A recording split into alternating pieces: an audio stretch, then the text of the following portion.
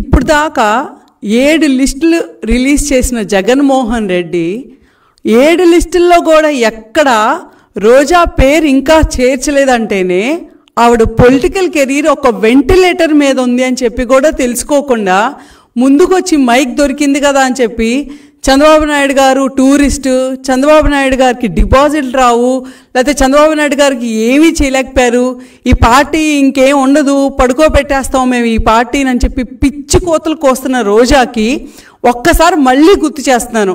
మీకు గుర్తుంటే జస్ట్ ఒక నెల రోజుల క్రితం అనుకుంటా మీ సొంత కౌన్సిలర్ ప్రెస్ మీట్ పెట్టి మొహం మీద ఊసినట్టు చెప్పింది, నా దగ్గర 40 లక్షలు కొట్టేశారు అని చెప్పి. ఈ రోజు దాకా దానికి సమాధానం ఇవ్వగలిగావా? అదే చంద్రబాబు నాయుడు గారి గురించి వచ్చినప్పుడు స్కామ్ చేశాడు, జైల్లో ఉన్నాడు, ఇంకా రానేమో బయటికి, ఆయన పైన అయిపోయిందని చెప్పి నోటుకు వచ్చినట్టలా పిచ్చివాడు వాగావు. మరి ఈరోజు నీ పరిస్థితి ఏంటి? నీ సొంత కౌన్సిలర్ మాట్లాడితే కనీసం నీ పార్టీ వాళ్ళు కానీ నీ సంబంధించిన క్యాడర్ కానీ ఏ ఒక్కళ్ళైనా నేను సపోర్ట్ చేశారా? ఏ ఒక్కళ్ళైనా నీ మీద జాలి పడ్డారా? ఇది అబద్ధం అని చెప్పగలిగావా? నువ్వు చెప్పగలిగావా? నీ ప్రెస్ మీట్ పెట్టి చెప్పగలిగిందా? నువ్వు నమ్ముకున్న నీ సోషల్ మీడియానో లేకపోతే నీ సాక్షి మీడియానో చెప్పగలిగిందా? అలాంటి రోజా విజనరీ అయిన చంద్రబాబు నాయుడు గారి గురించి పట్టుకొని డిపాజిట్లు రావంట. ఎందుకమ్మా జగన్మోహన్ రెడ్డి మళ్ళీ ఎలా గెలుస్తాడు? ఏం చేసినంత గెలుస్తారు? రాష్ట్రంలో మీరు కంపేర్ చేసుకుంటే ప్రతి ఎకరా పొలానికి నీరు ఇవ్వాలి, ప్రతి ఎకరా పొలంలో పంట పండించాలి అని చెప్పి నిరంతరం కృషి చేసి ఒక రైతుకి మేలు జరిగేలాగా డ్రిప్ ఇరిగేషన్ కానీ లేకపోతే వేరే ఇరిగేషన్ ప్రాజెక్ట్స్ కానీ తీసుకొచ్చిన చంద్రబాబు నాయుడిని ఎంచుకుంటారా? లేకపోతే పొలం కనిపిస్తే చాలు, ఎకరం కనిపిస్తే చాలు, అది ఎలా కొట్టేయాలి, దాని మీద ట్యాక్స్ ఎలా వేసి రైతులు ముక్కు పిండి వాళ్ళ దగ్గర డబ్బులు వసూలు చేయాలి అని చెప్పి చూసే జగన్మోహన్ రెడ్డిని ఎంచుకుంటారా? అదొక్కటే ఏంటి? పోలవరం ప్రాజెక్టు మేము ఎంత కృషి చేసాం, చంద్రబాబు నాయుడు గారు ఎంత కృషి చేసి దాన్ని 72% కంప్లీట్ చేస్తే మీ జగన్మోహన్ రెడ్డి వచ్చాక ఎంత పర్సెంటేజ్ కంప్లీట్ చేస్తారో చెప్పగలుగుతారా క్లియర్గా?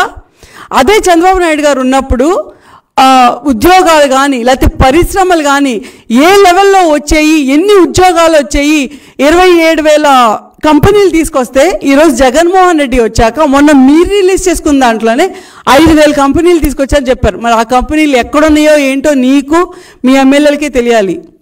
నీ బతుక్కే ఒక దిక్కు లేదు, నీ పొజిషన్కే ఒక దిక్కు లేదు. నిజంగానే కనుక నువ్వు నీకున్న టర్మ్లో ఒక మినిస్టర్గా ఉన్న టర్మ్లో నిజంగానే డెవలప్మెంట్ చేసి ఉంటే ఎవరైతే నీకు ఓట్లు వేశారో నగిరి ప్రజలు వాళ్ళ కోసం నిజంగానే నువ్వు పనిచేసి ఉంటే ఈరోజు నీకు సర్వేలో 0 మార్కులు అయితే ఇవ్వరు. 0 మార్కులు ఇవ్వటమే కాకుండా నువ్వు ఎప్పుడెప్పుడు ఆ నగిరి వదిలి వెళ్ళిపోతావా అని ఎదురు చూస్తున్నారు. ఆ రకంగా వాళ్ళని టోల్ గేట్లు పెట్టి లేకపోతే ఆ ఆస్తులు కాజేసి కమిషన్లు కొట్టేసి అంతమందిని ఇబ్బంది పెట్టావు. అంటే నిన్ను అందరూ డైమండ్ క్వీన్ అనో ఏదేదో సోషల్ మీడియాలో అంటూ ఉంటారు. నీ కరెక్ట్ టర్మ్ ఏంటంటే కరప్షన్ క్వీన్. ఎందుకంటే జగన్మోహన్ రెడ్డి అనే వ్యక్తి ఇప్పుడు కూడా నీకు సీట్ ఇవ్వకపోయినా నిన్ను వాడుకొని వదిలేశాడని తెలిసినా నువ్వే కాదు వాళ్ళ పార్టీలో సొంత ఫ్యామిలీ మెంబర్స్, వాళ్ళ చెల్లెమ్మకి, వాళ్ళ అమ్మకి, వాళ్ళ బావకి, లేకపోతే వాళ్ళ బాబాయ్కి, వాళ్ళ బాబాయ్ కూతురికి జరగని న్యాయం నీకు జరిగిద్దని ఇంకా నమ్మి కూర్చుని మైకుల ముందుకు వచ్చి చంద్రబాబు నాయుడు గారినో లేకపోతే పవన్ కళ్యాణ్ ఇంకా విమర్శిస్తున్నావు చూడు, సిగ్గేస్తుంది. చూస్తే జాలేస్తుంది. రేపొద్దున ఇప్పుడు నువ్వు చూస్తున్నావు సొంత మీడియానే, సాక్షి మీడియానే నన్ను వదలట్లేదు, నా మీద పిచ్చి పిచ్చిగా మాట్లాడుతుంది అని చెప్పి షర్మిల గారు చెప్పినట్టు రేపొద్దున నీ బతుకి దిక్కేంటి?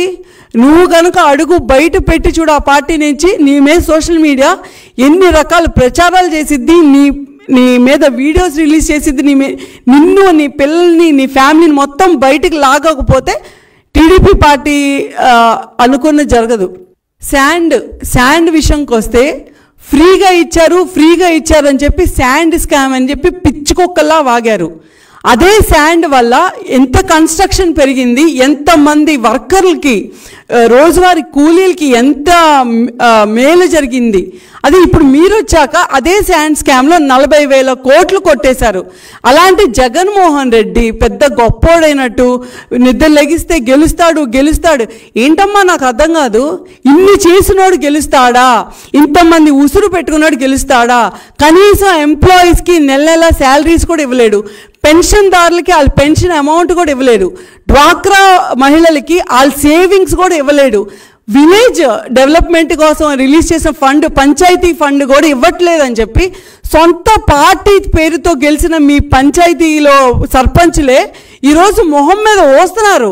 మా దగ్గర రూపాయి లేదు, మేము మమ్మల్ని ఎంచుకున్న ప్రజలకి ఏం చేయలేకపోతున్నాము, మా గ్రామాలకి ఏం చేయలేకపోతున్నాము అని చెప్పి. అలాంటి జగన్మోహన్ రెడ్డి అంట ఎంతో నీతిమంతుడంట, అందరికీ అన్నీ చేశాడంట, రేపొద్దున గెలుస్తాడంట.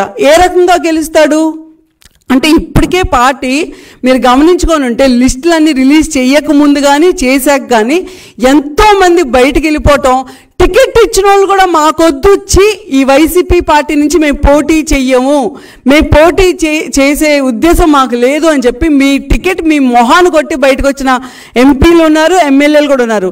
మరి ఇంతమంది తెలుసుకొని బయటకు వచ్చారు.